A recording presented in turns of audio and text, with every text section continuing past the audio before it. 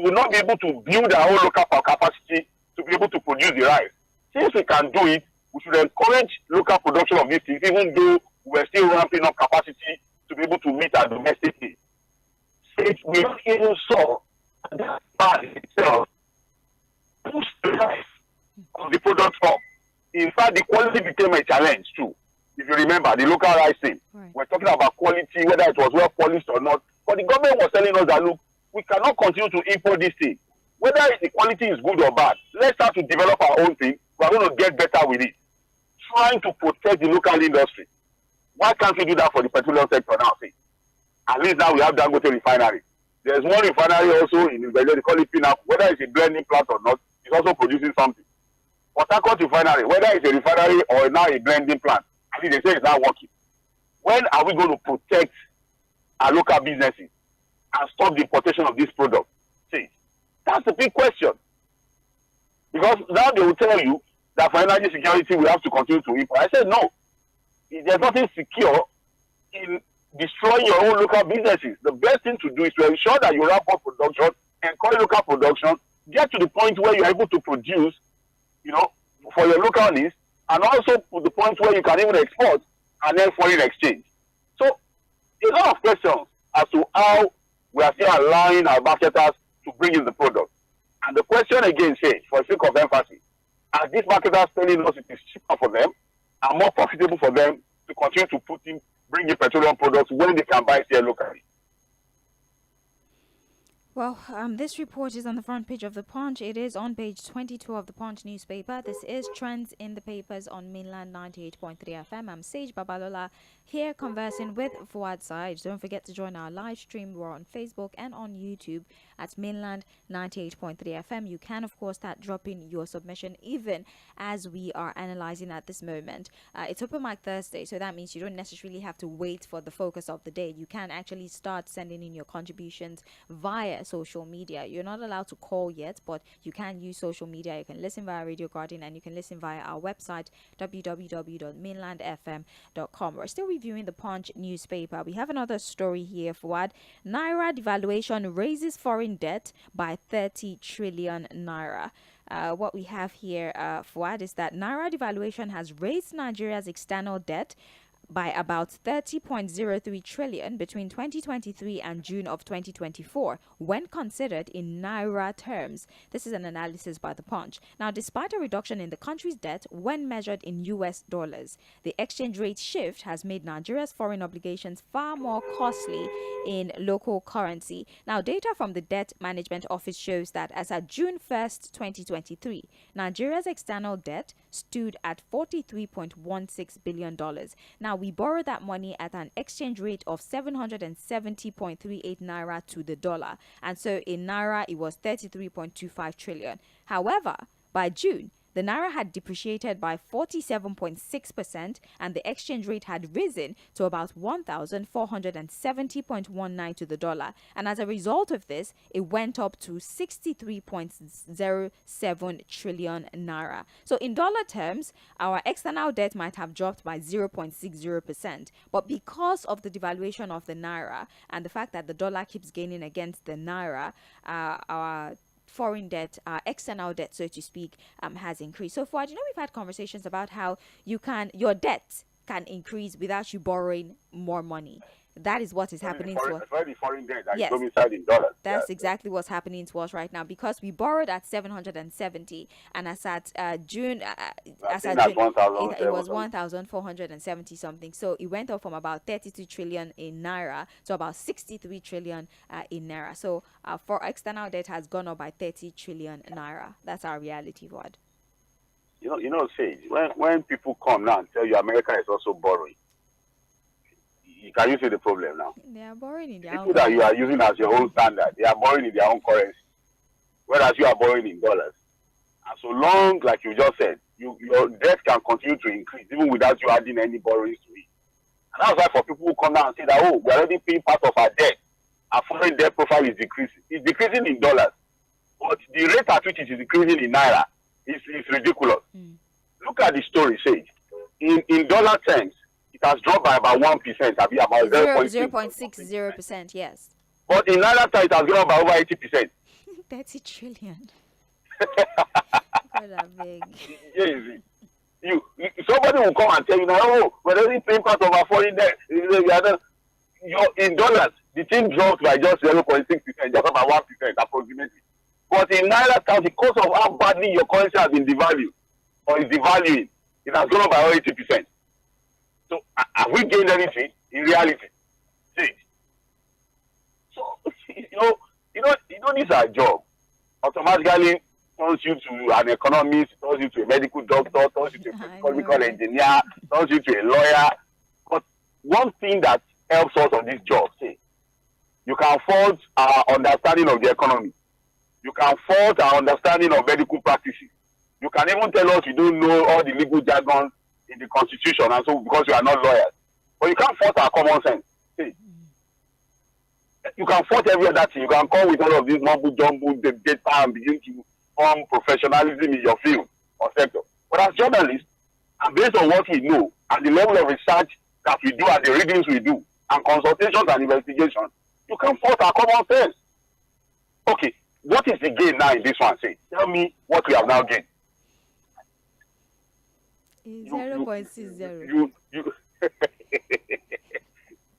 In dollar terms, it's up by 0.6. And there are people already pushing that as achievement of this government. So, hey.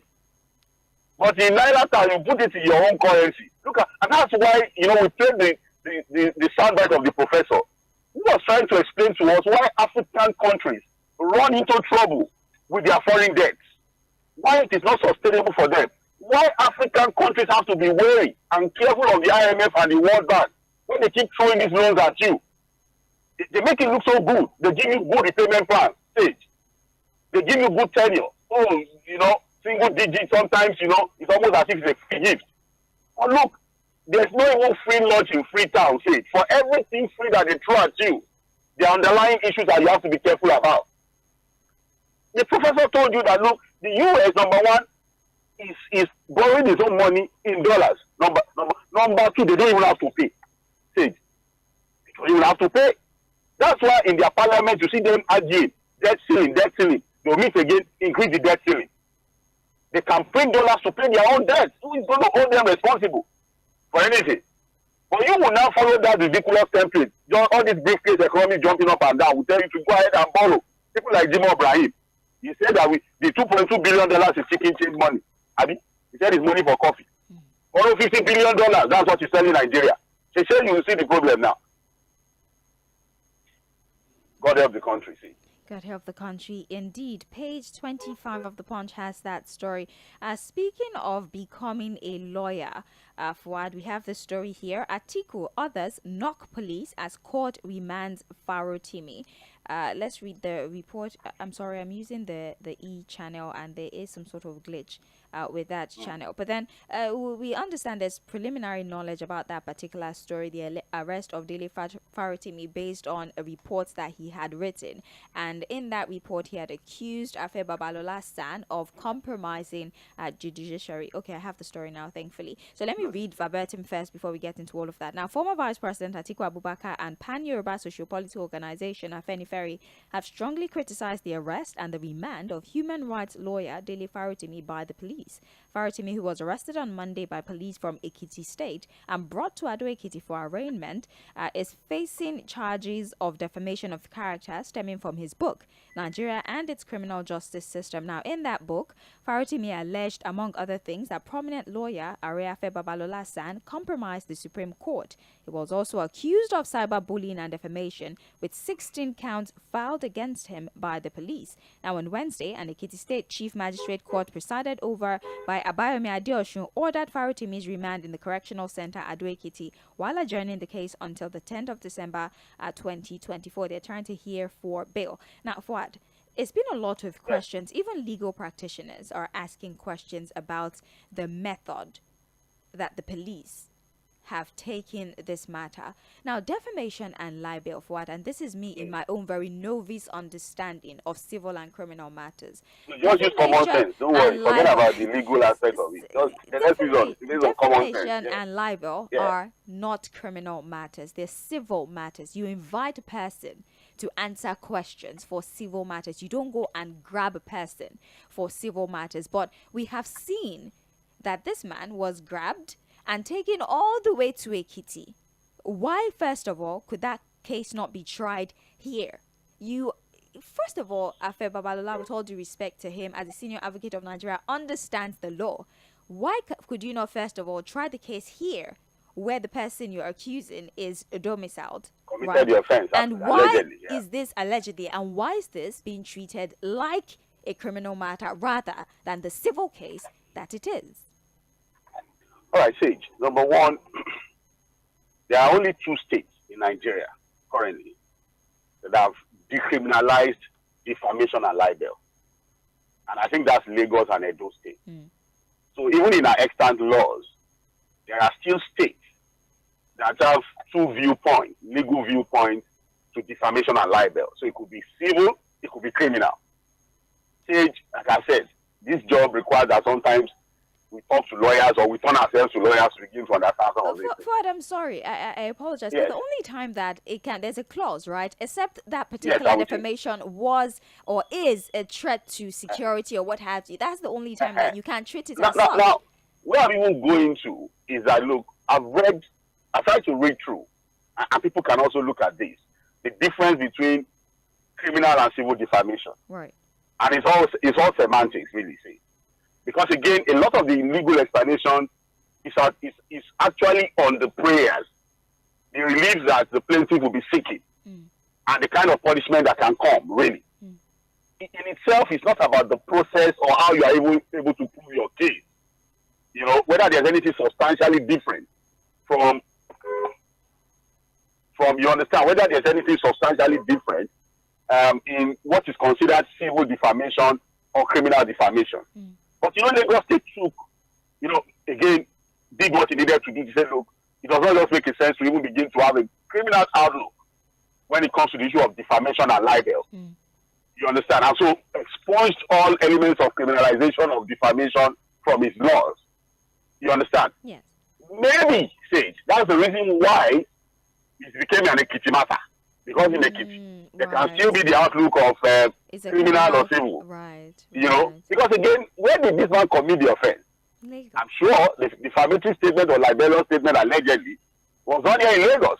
The book was published here in Lagos.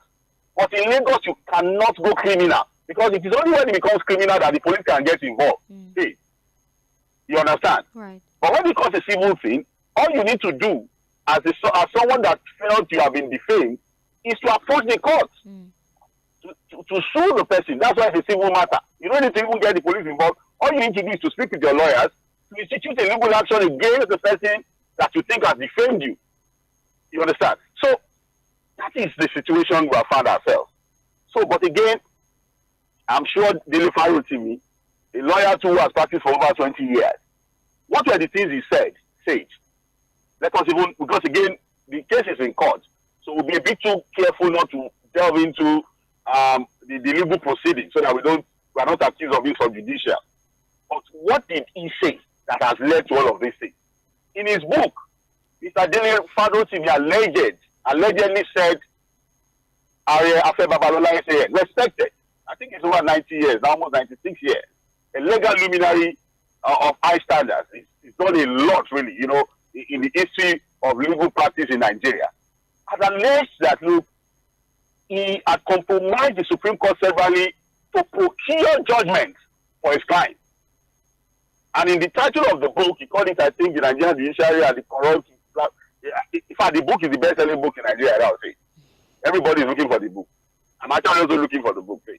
You get one for me, please help. Just buy or pay.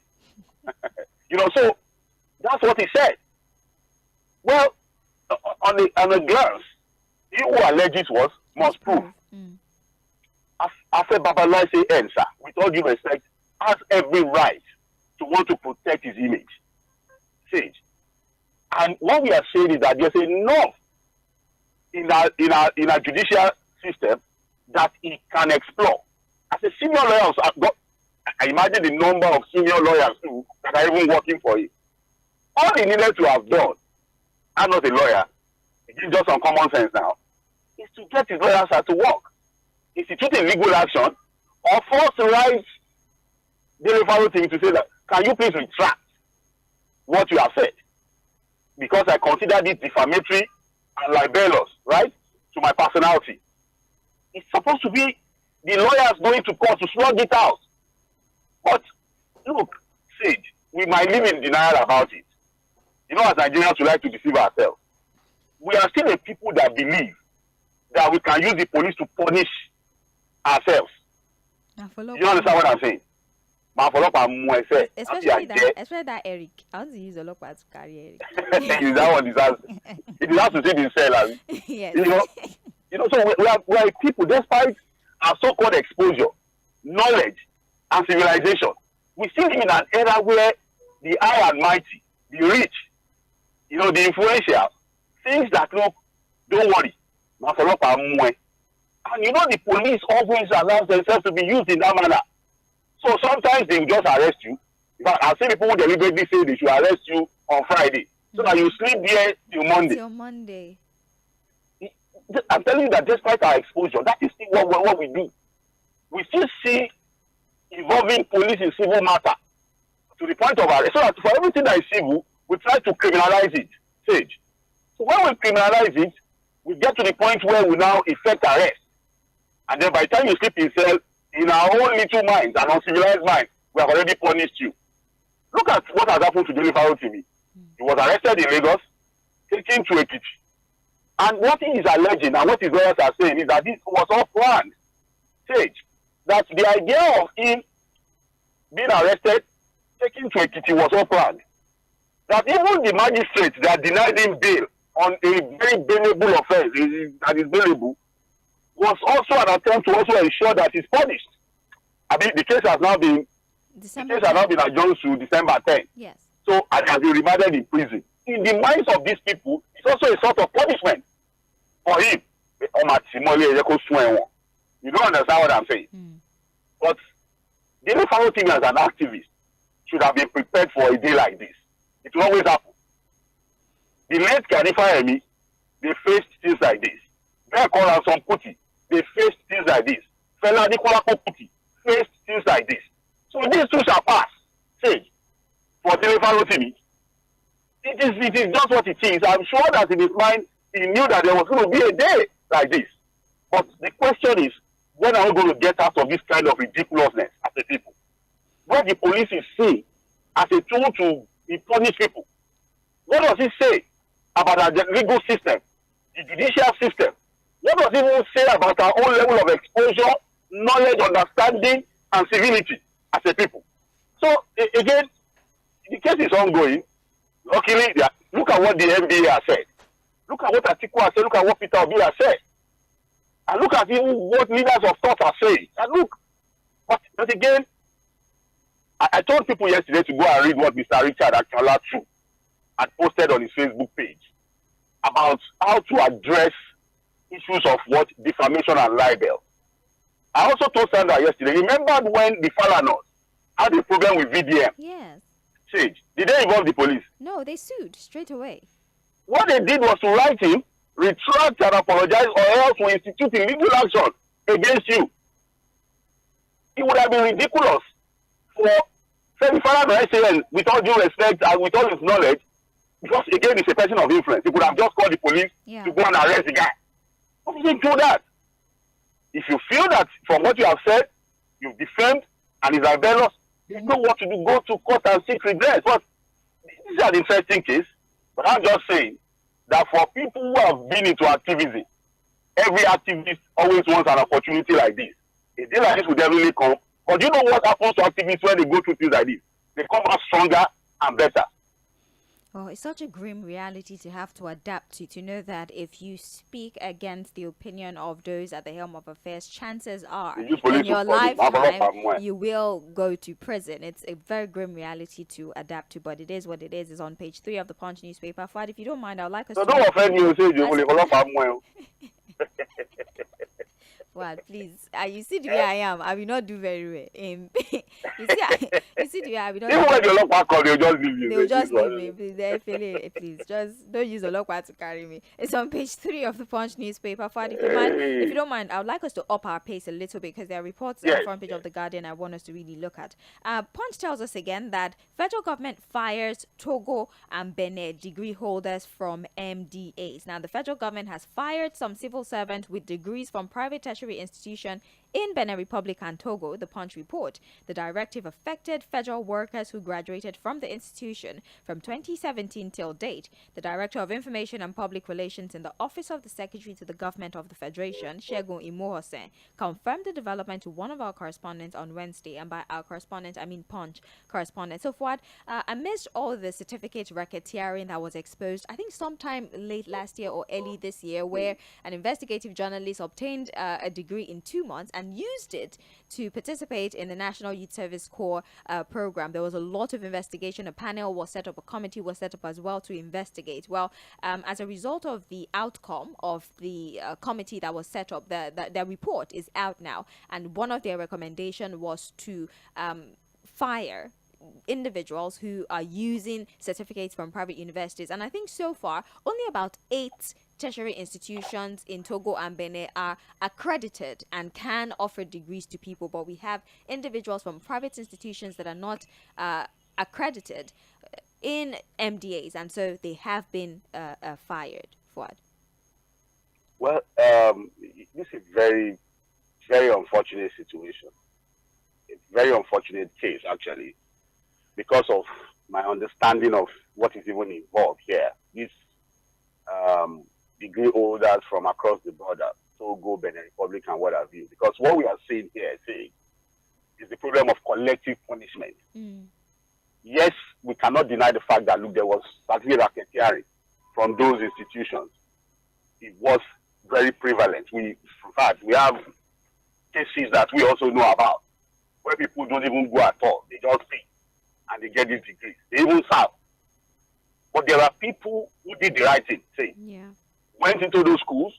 You understand what I'm saying? Yes. Stayed there, did what they needed to do, get the degrees legally. So because of the misbehavior of some people, now you are punishing everybody. Say, I can even tell you that even in our own universities here in Nigeria, don't we have cases of certificate racketeering? Are you telling me that people don't sell certificates even in our own institutions? So if you catch one person now, for example, who have brought Dagbo certificate from LASU, so everybody that goes to LASU, you say everything is Dagbo, you punish everybody. You don't understand what I'm saying. After 7 years plus strike, you know, say. So if you go to Futa now, and then somebody goes Dagbo from Futa, you say everybody that goes there is Dagbo. Where is the place of separating the grain from the chaff? See, where is the place of, okay, let's just check and recheck. And I also must tell you, because of my knowledge of those institutions, it is wrong to say that it was only 6 schools that have been accredited in Benin Republic. Those schools the former minister was mentioning are the public schools from Benin Republic, the ones that are owned by government. The Federal Ministry of Education cannot deny the fact that they are accredited and approved some private universities in Benin Republic to offer degrees to Nigerians who are going there for certificates. So how did this suddenly become just 5 schools? You understand what I'm saying? Yeah. But again, I keep saying that we're not really process-driven people. It is wrong. And I think, Sage, that if these students, these workers know their right, they can test this matter in court. And they will win without being subjudicial. Because somebody approved those schools. It is the approval that will led to NYSC accepting to mobilize their graduates. I'm not saying that the racketeering did not happen. But I'm saying that, look, on that basis, you do collectively punish everybody. Then you punish those that did the right thing and those that did the wrong thing. Because your own process was faulty. You know, it's the same problem with subsidy removal. Because people were stealing subsidy money. Remove subsidy, punish both the rich and the poor. Everybody suffer. Because we can't tighten our own processes. So I think that for these graduates who have genuine cases, who have gone to these schools, did the right thing, those workers who are now sacked, they can test this matter in court. And I'm telling you, this is a very good case that they can test in court. Well, you can read the report. Is actually on page 2 of the Punch newspaper. So they're saying just 8 universities can offer degrees, and so far so good. 22,500 degrees have been found to be fake, and so well the MBAs. Let me ask you, if it was only 8 universities that was approved to offer degrees in those countries, how did the NYSC get to the point where they were mobilizing graduates from schools that were not approved? Well, that's the systemic issue that we're saying. So who is at fault then? Well, it's on page 2, and like you said, let's test the law. Let's see how well the law is. No. For people who are affected, if they are interested in testing the law. Let's test the law. It's on page 2 of the Punch newspaper. I'll read the other headlines here. PDP, we will teach APC lessons in Oyo and Osun, says Makinde. All right. Good for them. That's good for them. And Senate summons Keyamo over flight delays and others. Yeah, it was in the news this morning as well. Festus Keyamo has been summoned with the incessant flight delays, flight cancellations, and most importantly, the refusal to refund the monies of the individuals whose flights have been cancelled as well. So they're investigating, and Keyamo has been summoned. And if there is a report from that summon, I'm sure the papers will report it and will be able to look at it. Well, so far that's everything that we have on the front page of the Punch newspaper. Briefly, the Guardian tells us top story: antibiotics abuse worsens drug resistance, claimed 64,500 lives on a yearly basis. I always say people have a boil on their head, they've gone to buy antibiotics.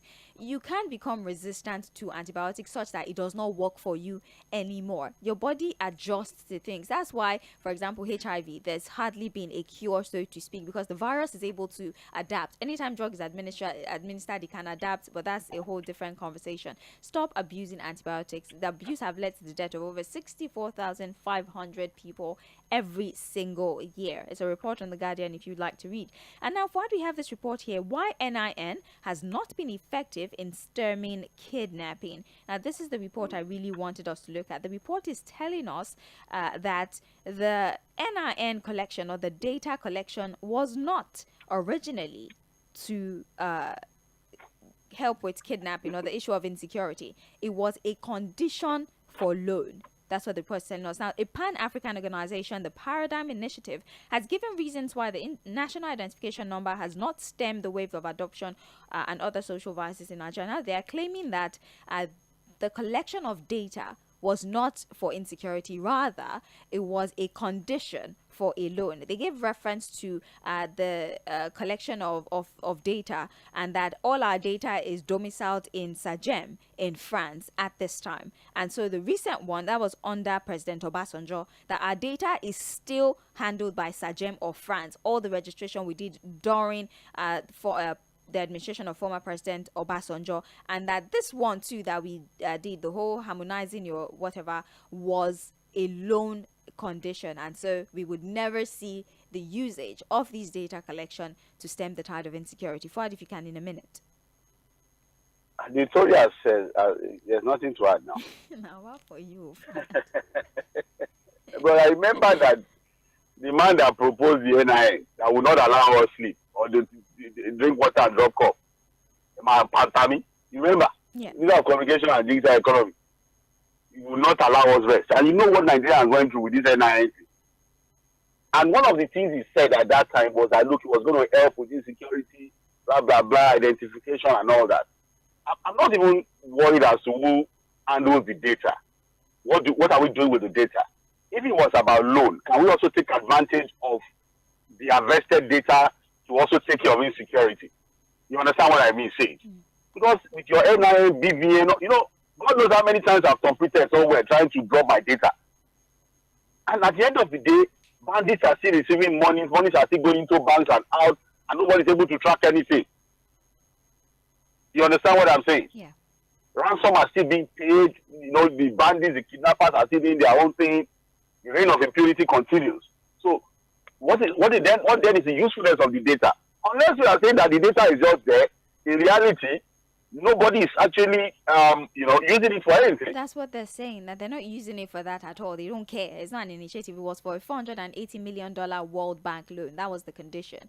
Data. I think everybody to move on. Yeah. Well, Fouad, we have less than a minute to leave the studio. The story regarding CBN and the forced retirement reports that was published, I think, about 2 days ago. Story. Yes, the CBN has refuted this claim. They're saying that that particular initiative, the early exit package program, is actually voluntary. People can apply for it, and then they would give you like a severance package. So over 1,000 people applied. That's what voluntary. That's what they're saying. That is voluntary. They never forced anyone. Now, oh my goodness. I'm so sorry. Is the CBN telling us that over 1,000 staff of that institution voluntarily said they were going to go? Is that what they are saying? That there was no coercion somewhere? That's what they said. We are just trying to understand. What we know of Nigerians, that even when they retire, they go and doctor their age to remain in service. And if there's any job that everybody wants in Nigeria, say, except somebody like me, is a CBN job. Yeah, I don't want a CBN job. Okay. Fouad, are you guys I'm lying? Fouad, we have to go. It's between you and God. We have to go. Thank you so very much for your time on Trends in the Papers. Let's take this break. We'll be back at 8:40 for Mainland Focus. I'm Sage Babalola. Don't go anywhere.